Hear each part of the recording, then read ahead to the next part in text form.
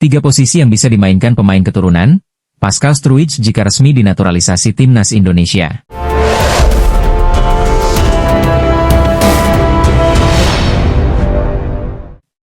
Tiga posisi yang bisa dimainkan Pascal Struijk jika resmi dinaturalisasi timnas Indonesia akan diulas Arab Sport.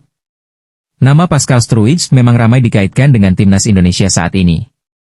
Apalagi, Pascal Struijk diketahui sempat berada di tribun yang sama dengan pelatih timnas Indonesia, Patrick Kluivert. Momen itu terjadi di laga Oxford United versus Leeds United di laga lanjutan Liga 2 Inggris 2024 hingga 2025 pada pertengahan April 2025. Kuat dugaan, ada pertemuan yang terjadi di antara mereka. Jika itu benar, Pascal Struijk berpotensi membela timnas Indonesia. Sebab, Struijk memiliki darah Indonesia dan sudah lama diincar PSSI untuk memperkuat Garuda. Kehadiran Pascal Struijk tentunya bisa membuat timnas Indonesia makin tangguh. Apalagi, dia berlabel pemain serba bisa karena dapat mengisi banyak posisi. Salah satu posisi yang bisa dimainkan Pascal Struijk jika resmi dinaturalisasi timnas Indonesia adalah bek kiri. Posisi ini pernah diisi Struijk sebanyak 28 kali. Kala bermain di posisi tersebut, Struijk pun bisa tampil moncer. Dia bisa mencetak 3 gol dan 1 assist. Lalu, Pascal Struijk juga bisa bermain di posisi gelandang bertahan. Dia pun cukup tangguh kala bermain sebagai jangkar di lini tengah. Alhasil, Struijk pernah mengisi posisi gelandang bertahan dalam 18 pertandingan. Di posisi ini, dia pun bisa turut cetak gol dengan catatan sudah ada 2 gol yang tercipta. Terakhir, ada bek tengah, posisi ini paling sering dimainkan oleh Pascal Struijk. Total, dia sudah tampil di posisi bek tengah hingga 128 pertandingan.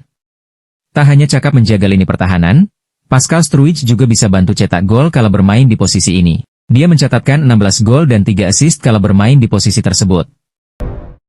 Kabar buruk datang dari Kevin Dix untuk timnas Indonesia jelang pertandingan melawan Cina dan Jepang pada Juni 2025. Pasalnya, Kevin Dix mengalami cedera parah. Bek keturunan Maluku itu diprediksi akan absen sampai akhir musim 2024-2025. Tentu saja cedera ini bukan hanya merugikan timnas Indonesia, tetapi juga FC Copenhagen. Kabar cederanya Kevin Dix awalnya diinformasikan oleh salah satu media Denmark, Copenhagen Sunday. Dalam keterangannya di aplikasi X, Copenhagen Sunday mendapatkan informasi langsung dari pelatih FC Copenhagen, Jacob Nestrup. Jacob Nestrup menyampaikan bahwa ada 2 pemainnya yang akan absen hingga akhir musim yakni Kevin Dix dan Birger Meling. Pelatih asal Denmark itu merasa adanya kerugian baginya tidak bisa memainkan Kevin Dix dan Birger Meling. Adapun Kevin Dix mengalami cedera saat FC Copenhagen melawan Brøndby IF di Stadion Parken, Copenhagen, 13 April 2025. Kevin Dix bermain sejak babak pertama namun harus ditarik keluar pada menit ke-23 dan digantikan oleh Gego Choleisvili. Cedera itu rupanya parah dan memaksa Kevin Dix tidak akan bisa membela FC Copenhagen hingga akhir musim. Adapun Kevin Dix masih menyisahkan 8 pertandingan lagi bersama FC Copenhagen sampai 25 Mei 2025. Nah, belum tahu apakah cedera Kevin Dix sudah sembuh atau tidak sampai akhir Mei.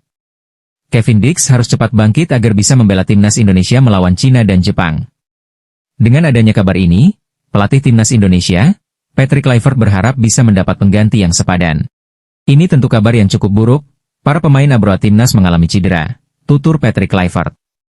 Saya harap, sebelum pertandingan kami bisa menemukan pengganti para pemain yang mengalami cedera, tidak dapat bergabung ke timnas, tegas Kluivert. Berikut profil Davy Neerens, bek keturunan milik AS Roma yang mengaku pernah dihubungi PSSI perihal naturalisasi untuk timnas Indonesia. Pemain kelahiran 18 Januari 2003 di Lelystad, Belanda itu mengaku masih pikir-pikir terkait tawaran naturalisasi dari PSSI. Dia belum bisa mengambil keputusan salah satunya karena harus merunut silsilah keluarganya yang berasal dari Jawa, Indonesia. Situasiku lebih berbeda dan sedikit sulit untuk menjelaskan, kata Davy dikutip dari Bola Sport. Saya harus fokus ke tim terlebih dahulu, fokus di timnas Belanda U21, itu cukup sulit untukku mengambil keputusan, tambahnya. Namun jika suatu saat, memang ada kesempatan, pasti dengan senang hati bermain untuk tempat kelahiran nenek saya, tegasnya. Davy Neerens memiliki darah Indonesia yang mengalir lewat neneknya, hal ini membuatnya menjadi kandidat menarik untuk naturalisasi oleh PSSI. Andai benar-benar dinaturalisasi, pemain yang berposisi sebagai bek kanan ini bisa menjadi pelapis bagi Kevin Dix dan Sandy Walsh, bahkan bisa menjadi pemain inti di lini belakang. Davy adalah produk binaan Akademi Ajax Amsterdam, Ia telah bersama klub sejak kategori U14 dan kini ia bermain di Serie A bersama AS Roma.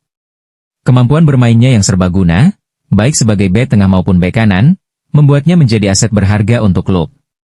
Davy Neerens memiliki 3 kewarganegaraan, yaitu Belanda, Suriname dan Indonesia, namun status resminya adalah berpaspor Belanda.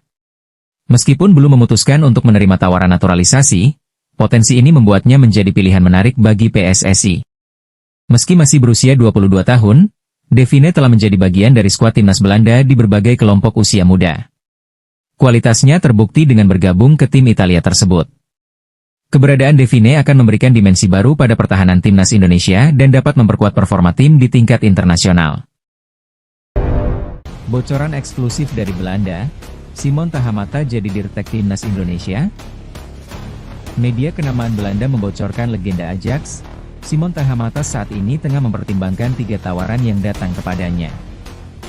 Apakah salah satunya dari timnas Indonesia? Nama Simon Tahamata pada periode Februari 2025 santer dikabarkan bakal jadi dirtek timnas Indonesia. Selain sudah mengikuti akun Instagram timnas Indonesia, Ketum PSSI Erick Thohir, dan pelatih timnas Indonesia U20, Indra Syafri, Simon juga kedapatan mengikuti sejumlah akun lain yang ada kedekatan dengan sepak bola Indonesia. Simon Tahamata misalnya sudah mengikuti akun milik Fardi Bahdim. Seperti diketahui, Fardi ialah kakak kandung dari Irfan Bahdim. Fardi juga dikenal sebagai sosok penting di balik proses naturalisasi pemain timnas Indonesia. Selain Fardi Bahdim, Simon Tahamata juga kedapatan akun Instagram Wonder Goalit. Akun Instagram yang mengulas sepak bola Indonesia dan timnas. Simon Tahamata juga mengikuti akun Football Indonesia. Legenda Ajax berdarah Ambon itu juga sudah mengikuti pemain keturunan Indonesia, Tristan Goejer. Simon juga pernah memberikan dukungan kepada program naturalisasi pemain di timnas Indonesia. Hal itu diungkapkan pada tahun 2010 silam. Simon setuju dengan langkah PSSI untuk melakukan naturalisasi. Tapi harus dilakukan bijaksana agar meningkatkan prestasi sepak bola tanah air di kancah internasional. Saya mendukung program naturalisasi dan banyak pemain asing keturunan Maluku juga bersedia untuk pulang kampung membela negaranya, Indonesia. Ucap Simon Tahamata dikutip dari Antara Maluku. Tapi hendaknya, naturalisasi dilakukan dengan bijaksana dan melalui analisa dan pengkajian mendalam, sehingga berdampak besar bagi perkembangan sepak bola Indonesia, imbuhnya. Rumor itu sempat jadi bola panas namun seiring berjalannya waktu, kabar Simon Tahamata jadi dirtek timnas Indonesia mereda. Teranyar media Belanda, Voetbal Premier NL menyebut bahwa Simon Tahamata saat ini sedang mempertimbangkan 3 tawaran yang masuk kepadanya. Apakah salah satunya jadi dirtek timnas Indonesia? Sayangnya media Belanda itu tidak menjelaskan detail 3 tawaran yang masuk ke Simon Tahamata. Saat ini, Tahamata tengah mempertimbangkan 3 tawaran konkret. Tetapi kerjasama dengan Ajax menjadi pilihan utamanya. Tahamata terbuka untuk kembali, tetapi masih belum ada pendekatan resmi dari Ajax, sebut media Belanda itu. Ya, Simon Tahamata sampai saat ini masih berharap bisa kembali ke Ajax Amsterdam. Namun kekinian kabarnya Ajax sudah melakukan komunikasi intens dengan Simon Tahamata. Simon diproyeksi untuk kembali melatih tim muda Ajax. Simon Tahamata lahir di Barak Vuk, salah satu kamp yang dibuka oleh pemerintah Belanda untuk menampung orang-orang Maluku yang hijrah pasca aksi Republik Maluku Selatan atau RMS. Saya lahir di Barak Vuk ketika saya 5 tahun. Keluargaku pindah ke kawasan Tiel, di Dirkvijstraat, yang waktu itu merupakan pinggiran desa, kata Simon kepada salah satu media Belanda, RNL pada 11 Juni 2017. Di luar kehebatannya sebagai pesepak bola, ada fakta yang tak bisa dipisahkan dari Simon Tahamata. Suka tidak suka, Simon menjadi salah satu pesepak bola di Belanda yang bersimpatik dengan gerakan RMS. Simon menceritakan banyak faktor yang membuatnya bersimpatik pada gerakan yang dicap pemerintah Indonesia sebagai aksi makar. Salah satunya soal latar belakang sang ayah sebagai prajurit NIL. Ayah Simon bernama Lembert Tahamata dan ibunya bernama Octovina Leatenia. Orang-orang Maluku yang pindah ke Belanda ini kemudian terus memperjuangkan eksistensi RMS di pengasingan. Simon mengakui bahwa ia mulai bersimpatik pada gerakan itu di usianya 19 tahun. Menariknya, Simon juga tak suka dengan aktivis-aktivis pro-RMS yang kerap menggunakan kekerasan untuk suara mereka didengarkan. Menurutnya hal itu membuat orang tak berdosa menjadi korban. Lebih lanjut soal gerakan RMS yang tetap berjuang untuk merdeka dari NKRI, Simon punya pandangan tersendiri. Terpenting bagi Simon ialah gerakan muda harus tahu sejarah, dan jika ingin merdeka orang-orang Maluku harus punya kualitas dan kemampuan. Tom Haye bocorkan rencana rahasia Timnas Indonesia jelang lawan Cina. Pemain Timnas Indonesia, Tom Haye, mengungkapkan bahwa skuad Garuda akan menggelar pemusatan latihan, TC, di Bali sebagai persiapan menghadapi Cina pada laga lanjutan babak ketiga kualifikasi Piala Dunia 2026. Pertandingan krusial ini akan berlangsung pada 5 Juni 2025 di Stadion Utama Gelora Bung Karno, Jakarta. Pernyataan tersebut disampaikan Haye dalam podcast Highway bersama Neil Petersen yang diunggah pada Sabtu 26 April. Menurut gelandang asal SC Heerenveen itu, pemusatan latihan di Bali menjadi langkah positif untuk mempersiapkan diri lebih baik sebelum laga penting tersebut. Keputusan menggelar TC lebih awal ini dimungkinkan karena sebagian besar kompetisi di Eropa telah rampung, sehingga para pemain yang merumput di luar negeri bisa segera bergabung. Ini memberi keuntungan bagi pelatih anyar Timnas Indonesia, Patrick Kluivert, untuk membangun koneksi antar pemain serta memperdalam pemahaman taktik. Pertandingan melawan Cina menjadi sangat penting dalam perjuangan Timnas Indonesia menjaga asa lolos ke Piala Dunia 2026. Saat ini, Haye dan kawan-kawan berada di peringkat keempat klasemen sementara grup C dengan koleksi 9 poin. Mereka tertinggal 4 poin dari Australia yang menempati posisi kedua, batas terakhir untuk lolos otomatis ke putaran final. Dengan persiapan yang lebih matang, diharapkan Timnas Indonesia mampu tampil maksimal dan meraih hasil positif dalam duel krusial ini. Di sisi lain, gelandang Timnas Indonesia Tom Haye buka suara soal rencana PSSI menggelar pemusatan latihan, TC, lebih awal di Bali. Belum lama ini, PSSI memang mengungkapkan bahwa Timnas Indonesia akan menjalani TC di Bali. Pemusatan latihan ini dilakukan sebagai persiapan Timnas Indonesia menghadapi laga lanjutan putaran ketiga kualifikasi Piala Dunia 2026 zona Asia.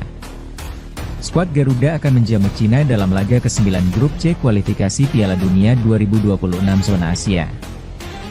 Di Stadion Utama Gelora Bung Karno, Jakarta, Kamis, 5 Juni 2025. Setelah itu, tim asuhan Patrick Kluivert akan menjalani laga pamungkas grup C melawan Jepang di Suita City Football Stadium, Osaka, Selasa, 10 Juni 2025. Ini menjadi pertandingan penting buat Timnas Indonesia apabila ingin lolos ke Piala Dunia 2026. Saat ini Tom Haye dan kawan-kawan masih memiliki peluang lolos ke Piala Dunia 2026. Dalam sisa 2 laga yang ada, Timnas Indonesia saat ini menempati posisi keempat klasemen grup C dengan mengemas 9 poin. Untuk itu, lolos ke otomatis bersama Jepang masih terbuka. Tetapi dengan syarat Australia yang menempati posisi kedua klasemen grup C kalah dalam 2 laga. Pasalnya, saat ini Australia mengemas 13 poin, dan Timnas Indonesia diwajibkan menang dalam 2 laga, sehingga mereka bisa menggusur Soceros.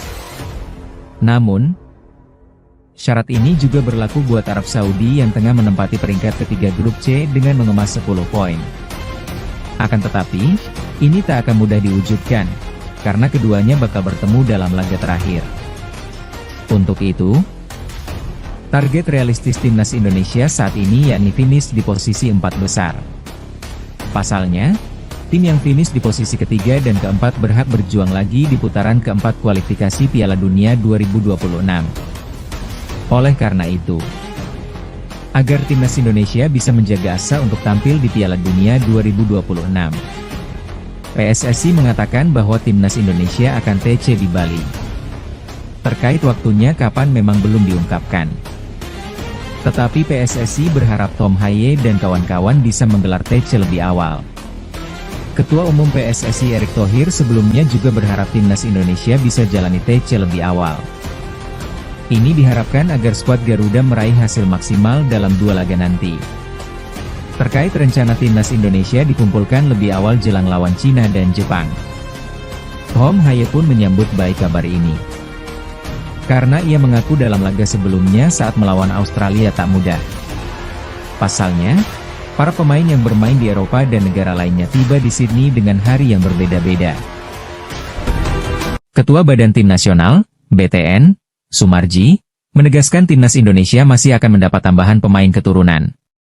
Sumarji menyebut PSSI sedang berusaha dan mengupayakan adanya tambahan pemain keturunan untuk timnas Indonesia di bulan Juni 2025. Meski begitu, pemain yang akan masuk bukan sembarangan, melainkan harus sesuai dengan kriteria yang diperlukan skuad Garuda saat ini.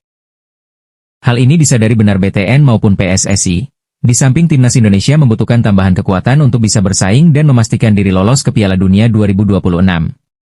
Kemungkinan untuk menambah tentu ada, Ketua Umum sedang mempersiapkan semua dan kita berupaya semaksimal mungkin, ucap Sumarji.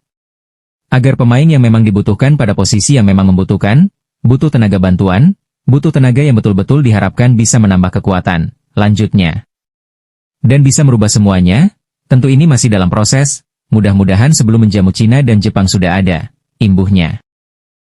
Yang saya dengar ada 3 atau 4 pemain yang kabarnya sudah masuk ke tahap serius, ya semoga semuanya lancar, saya hanya bisa berharap yang terbaik, tegas Sumarji. Patrick Kluivert panggil 3 pemain naturalisasi tambahan untuk laga timnas Indonesia versus Cina dan Jepang.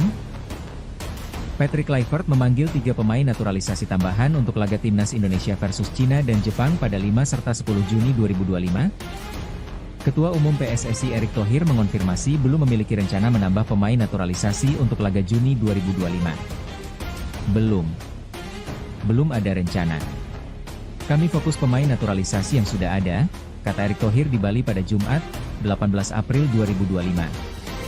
Namun, melihat gebrakan yang biasa dibuat PSSI sebelum-sebelumnya, kehadiran pemain naturalisasi tambahan di skuad Garuda pada Juni 2025 masih sangat terbuka. Masih hangat dalam ingatan kepada PSSI tiba-tiba mengumumkan akan menaturalisasi 3 pemain sekaligus pada penghujung Februari 2025, yakni Emil Audero, Dean James dan Joey Pelupesi. Dalam analisis Okezone, ada 3 pemain yang sangat mungkin dinaturalisasi PSSI dalam waktu dekat. Mereka ialah Pascal Struijk, bek tengah, Leeds United, Miliano Jonathans, winger, FC Utrecht, dan Tristan Goijer, bek, PSV Zwolle Ajax Amsterdam. 1. Pascal Struijk bertemu Patrick Kluivert di Inggris. Medio pekan lalu, Pascal Struijk yang absen di laga Oxford United versus Leeds United karena cedera, tetap datang ke stadion. Terpantau jelas, bek Leeds United ini menyaksikan pertandingan dengan duduk di tribun yang sama dengan Patrick Kluivert. Kondisi ini menimbulkan spekulasi kalau ada pertemuan antara Pascal Struijk dengan Patrick Kluivert. Jika benar gabung timnas Indonesia, Pascal Struijk merupakan kepingan puzzle terakhir di lini pertahanan skuad Garuda. 2. Miliano Jonathans. Ayah Miliano Jonathans, Dennis Jonathans, berada di Indonesia pada periode FIFA Matchday Maret 2025. Salah satu agenda Dennis Jonathans di Indonesia saat itu disebut-sebut adalah bertemu Erick Thohir dan Patrick Kluivert. Miliano Jonathans bukanlah pemain kaleng-kaleng. Ia diyakini dapat menambah daya gedor serangan timnas Indonesia, khususnya dari area kanan penyerangan. 3. Tristan Goijer. Tristan Goijer beberapa kali mengaku sudah dihubungi PSSI. Medio Januari 2025, pesepak bola 20 tahun ini pun membagikan tato di dadanya yang bertuliskan kata dalam bahasa Indonesia, yakni, keluarga. Pemain timnas Indonesia yang bermain untuk PSV Zwolle, Eliano Reijnders, beberapa kali sudah melempar kode agar Tristan Goijer memperkuat skuad Garuda. Tristan Goijer nantinya dapat diandalkan sebagai bek tengah atau fullback wingback kanan. Di sisi lain, jika melihat kondisi terkini, ada satu pemain yang menonjol dan layak bersaing memperebutkan satu posisi di lini depan timnas Indonesia. Sosok yang dimaksud adalah winger kanan Persib Bandung, Beckham Putra. 1. Beckham Putra cetak 4 gol di 4 laga terkini bersama Persib Bandung. Beckham Putra yang baru berusia 23 tahun sedang panas-panasnya bersama Maung Bandung julukan Persib Bandung. Dalam 4 laga terkini yang dijalani bersama Persib Bandung, Beckham Putra mengemas 4 gol dan 1 assist. Terbaru, Ex-pemain timnas Indonesia U23 ini mencetak 1 gol saat Persib Bandung menang 2-1 atas Bali United di pekan ke-29 Liga 1 2024 hingga 2025 pada Jumat 18 April 2025 malam waktu Indonesia Barat. Berkat aksi impresif Beckham Putra dalam 4 pekan terakhir, Persib Bandung semakin berpeluang juara Liga 1 2024 hingga 2025. Hingga pekan ke-29, Persib Bandung duduk di posisi 1 dengan 61 angka, unggul 8 angka atas Dewa United di posisi 2. Untuk menjadi juara, Persib Bandung membutuhkan tambahan 8 angka dari 5 pekan tersisa. Berhubung Marcelino Ferdinand absen saat melawan Cina karena sanksi akumulasi kartu, tak ada salahnya menjajal Beckham Putra. Pemain yang identik dengan nomor punggung 7 ini siap jika dipanggil Patrick Kluivert. Cyrus Margono mempertegas status kewarganegaraan, sejak awal bukan naturalisasi. Cyrus Margono belakangan ini menjadi perbincangan. Margono mengaku masih memiliki hasrat yang kuat untuk segera mendapatkan kesempatan membela timnas Indonesia. Keinginan Cyrus Margono itu tampak berbuah manis. Pelatih kiper timnas Indonesia, Sjoerd Woedenberg mengunjungi langsung Margono di Kosovo, Kamis, 24 April 2025. Banyak hal yang disampaikan Margono kepada kami. Salah satunya mengenai statusnya yang bukan pemain naturalisasi. Jadi saya awalnya memang warga negara Indonesia, WNI, dan Anda tahu, saat kita masih berusia 21 tahun, kita harus memilih. Jadi, saya sudah memiliki kewarganegaraan Indonesia dan kemudian saya melewatkan tenggat waktu untuk memilih itu. Jelasnya. Cyrus Margono menyebut dirinya melewatkan batas waktu untuk memilih kewarganegaraan.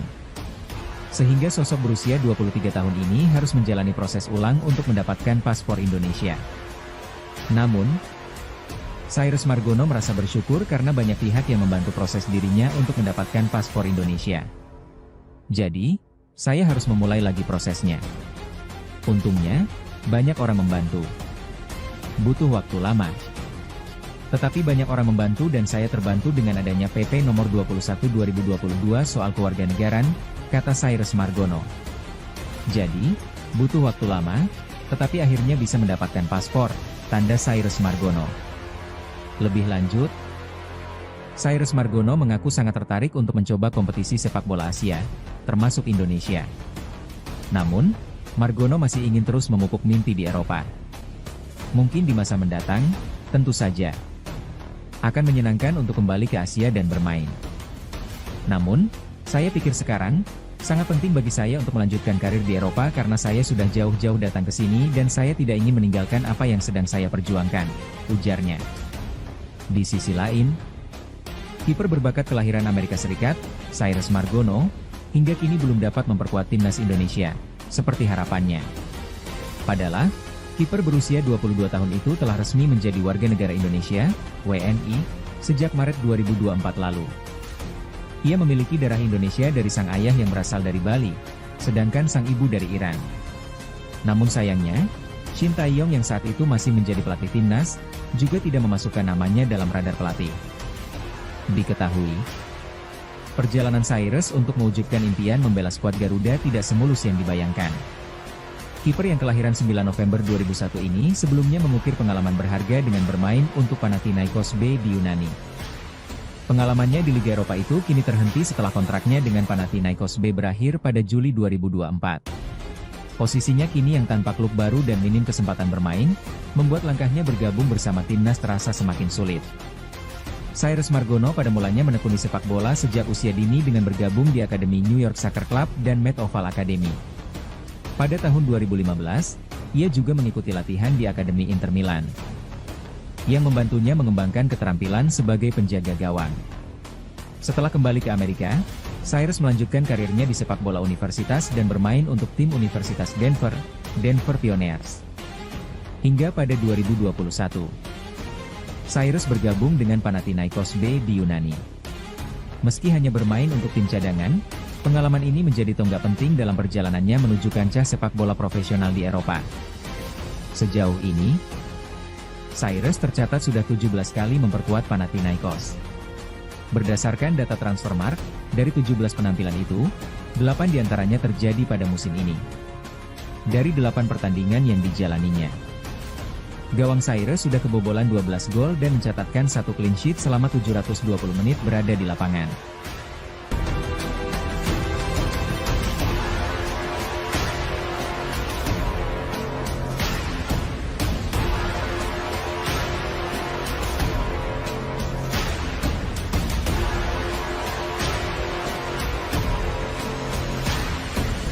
Presiden sepak bola Cina, Song Kai, menyebut timnas Indonesia akan jadi tim terkuat di Asia jika diperkuat Givay Roreat dan Jaidon Banel.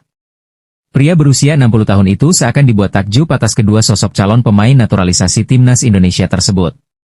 Sebelumnya, PSSI menyebut ada beberapa pemain keturunan yang ditargetkan proses naturalisasi rampung pada Juni 2025.